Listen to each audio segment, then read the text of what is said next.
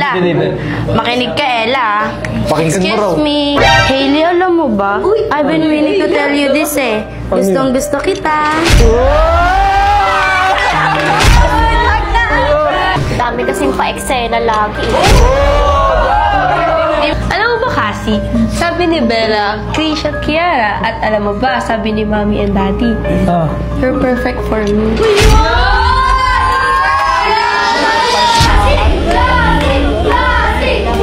Ayun na yun, Krish.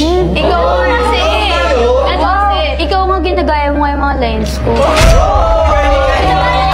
Ba't ka naman gagayahin lines mo? Ay, may masabi ka lang. Lagi kitang iniisip. Tsaka kapag magko-content tayo, I can't stop thinking about you. Hindi siya nakakalig na nakakatawa lang.